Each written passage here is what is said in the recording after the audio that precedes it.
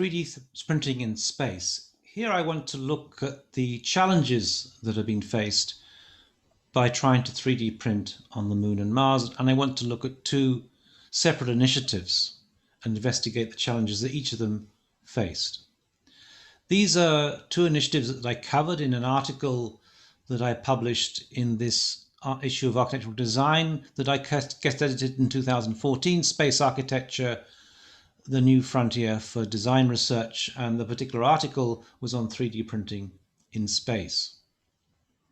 I want to refer in particular to two particular research enterprises, one in which I was involved. This was a project that was funded by NASA. It was a NASA Innovative Advanced Concept Fellow research exercise that was awarded twice, first to explore the possibilities of 3D printing on the Moon, and then to explore the possibilities of 3D printing on Mars. This is a particular project in which I was involved. It was led by an engineer called Barojos Neves, who developed a system called contour crafting for 3D printing in terrestrial environments, and this was a challenge to see how it would work in extraterrestrial environments. Also part of the team was Madhu Thangavellu, who is an architect by training, but a space architect by vocation. He has edited a book on the Moon and has been heavily involved in the space architecture community. Also in the team was Anders Carlson, an engineer who has worked with on a number of projects by OMA, Rem Koolhaas's practice in the Netherlands, and at the time was a colleague of mine at the University of Southern California. In fact, all four of us at the time were part of USC. This is a visualization that was done by Chen Chen and Behnaz Farahi, who at the time were both students at USC. You can see here it turning red, as it were, and this is the second part, as it were, the video, where we shift from the moon to Mars, Mars being the red planet because of the amount of iron oxide there. So, and on the bottom here, you can see some of the early explorations by Barojos Neves looking at contour crafting, a technique that he had pioneered before, if indeed any others. He was one of the leaders in the field, and it's a form of layered construction where concrete is squirted out, as it were, as if it were toothpaste, and then there's a spatula that smooths off the side and makes it look a fairly tidy form of fabrication. The challenge was how to take this contour crafting technique and apply it to the context of the Moon. And it is a particularly challenging operation. The key concept that I want to introduce here is the notion of in situ resource utilization, ISRU, as it's referred to by NASA, which is one of the fundamental concepts behind research into fabricating projects on the Moon. What does it mean? It basically means using what is available. And why would one want to use what is available? Well, for the simple reason it's extremely expensive to send anything to the Moon. Depending on which estimate you use, it's anything between 200,000 and 2 million to send a simple brick to the Moon. Therefore, you don't want to send any bricks there. You want to use whatever materials that are available. And we used Regolith. Regolith is the fine, powdery, graphite-like substance that coats the surface of the Moon. And we used it to make a form of concrete. Now, what are the challenges about that? Well, first of all, there is very little water on the Moon. There is some, but the joke in NASA is that if they were to find any concrete, you would mine it to try and extract the water. There is very little water on the Moon, and you certainly wouldn't use it for construction purposes. Instead, it's possible to make concrete with sulfur. Now, what are the challenges about using sulfur on the Moon? Well, sulfur is a substance that melts at 120 degrees centigrade. The temperature on the Moon in the middle of summer can go as high as 200 degrees centigrade. If you take into account that water boils at 100 degrees centigrade, you can see that 200 degrees centigrade is extremely hot. At the same time, the temperature plummets to below almost absolute zero the range of temperatures on the moon is extreme. What are the other complications? Well, you're operating in a vacuum. And what does that mean? Well, it means you can't actually pump anything. You can't, as you might on Earth. What you have to do is to have a system that kind of propels the substance out using a kind of screw mechanism and forces it out. You can't actually use any pressure as such. There are lots of other challenges of operating on the moon. We're operating, of course, in a situation where there is long periods without any form of power. The lunar day is 28 days. It's much longer than Earth. And of course, when there is no sun, there is no source of power, assuming that you have to rely on some form of solar energy. In the background, in this particular picture, you can see solar panels that are intended to be the source of energy for this particular project. Here you can see the contour crafting machine depositing the material, and it's heated up. That's why it looks red or orange. It's heated up, and it comes from a hopper here, which is supplied by material through a kind of regolith processing unit here. And this, of course, is the regolith on the ground here. This vehicle on which it is sitting is called an athlete, a six-legged rover, as it were, moon rover. And you might notice that there are only 5 with wheels on. That's because the 6th leg is being used here as a kind of shovel.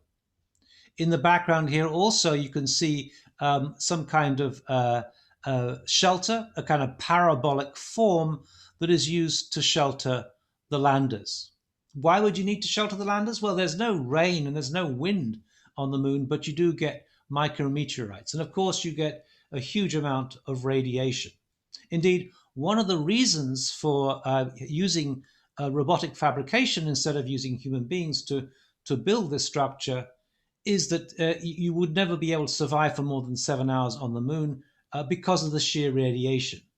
That's why they predict that most of the time humans would be living below the surface, often in lava tubes, natural formations where you're sheltered from the rays of from the radiation. And of course, regolith is a very good form of protection from radiation, as indeed is water. But of course, there isn't much water on the moon.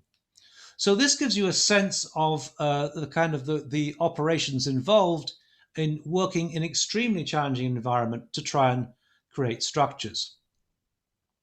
This was a visualization we put together for Caterpillar, for a company that produces various sort of vehicles and things for construction. You would never get this actual view here because you would never get astronauts, as it were, or workers on the surface of the moon in this way. They simply would not be coming out at all. It's just not safe. You would never survive. And why would we be printing these particular surfaces and structures? Well, first of all, NASA doesn't believe in building habitats on the moon. The habitats themselves would be made on Earth and they would be delivered by space, but we would need some infrastructure. In particular, we would need some kind of surface, some kind of road that would prevent the electrostatic regolith from sticking to things. And that's one of the primary purposes of building roads, is to avoid collecting regolith. But there are many other challenges about living on the moon, about operating on the moon. Here we see a lander coming into land on a landing site that we designed. You can see the space on which it's going to land. You can also see a kind of protection wall behind which certain facilities are housed. But what you can't see are any forms of human habitat. Why are there no forms of human habitat on the moon? Because of the danger, the risk to health. In fact, there should never be more than a human habitat shouldn't be within 5 kilometers of a landing site. And why is that? Well, it's because if you think about it, there is no resistance to a lander coming in to land in terms of atmosphere. Because there's no atmosphere, the only way that it can slow itself down is by throwing out matter at an incredible rate through the rockets themselves. In other words, it's a kind of, I think it's Newton's second law of equal and opposite reactions. If you throw out matter at enough of a high enough speed, it will slow down a larger mass going at a certain sort of rate. Well, that's fine. But then what is the problem about that? And the problem with that is that because there is no resistance, whatever comes out of the exhaust, as it were, whatever comes out of the rocket will have nothing to slow it down. What's more, if you get little pieces of moisture, they will freeze because of the temperature, and effectively you will end up with kind of bullets that are coming down. So the whole challenge is about how do you make it a safe place to land. These were the issues that we had to deal with. And of course, we weren't really able to test this out properly. We won't be able to test it out in terms of the 1/6 gravity on the moon, nor indeed were we able to test it out properly in terms of working in a vacuum. But you can see the real challenges there. It's not the same as working on Earth.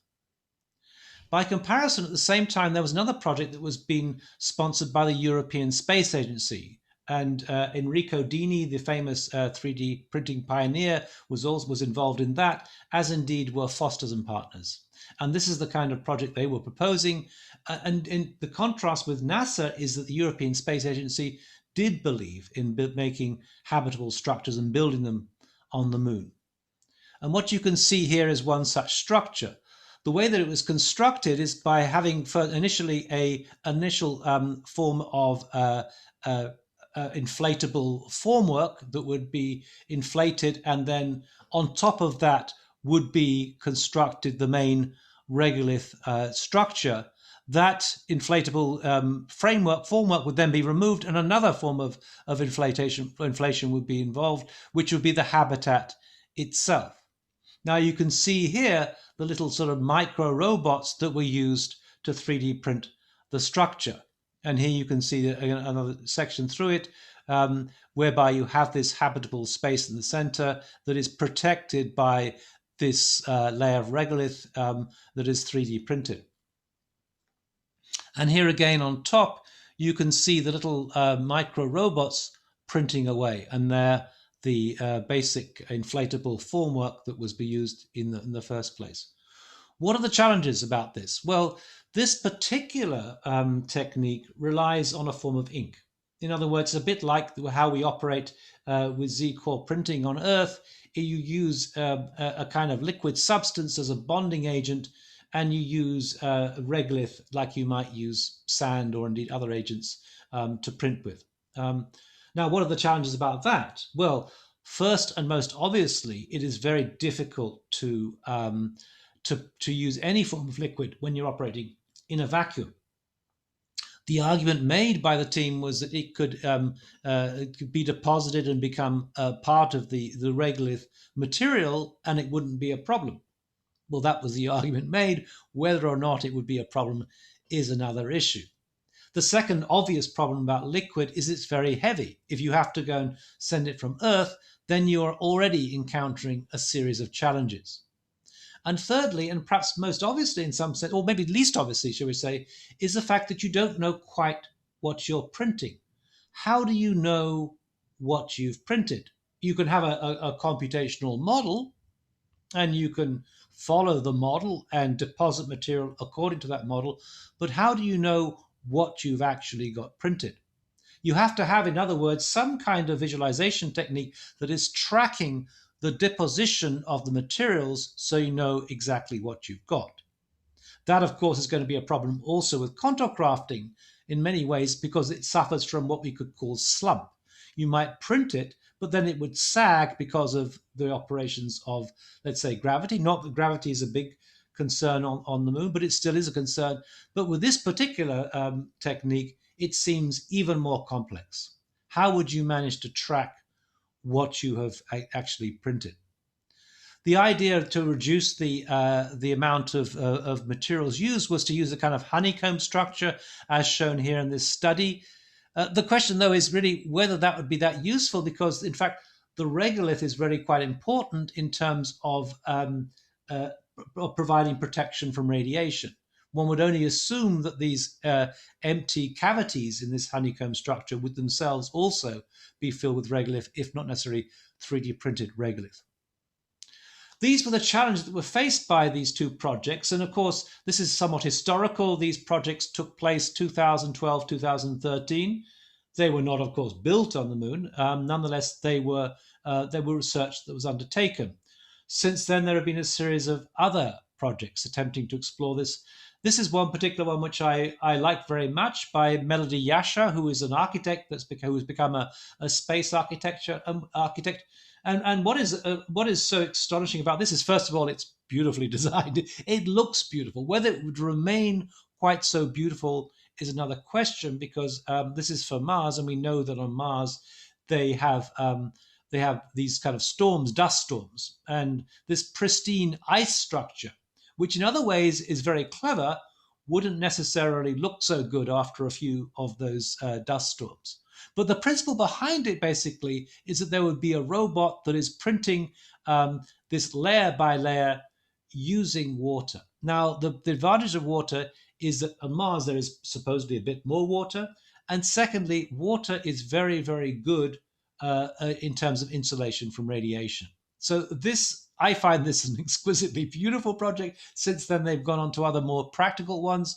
But you can see that it becomes a huge challenge how to make this thing happen. The idea is that you print these structures and you make these habitable structures available before human beings get there, for the obvious reason that human beings couldn't make them themselves, because they would be exposed to radiation, and these structures would provide some kind of protection from radiation.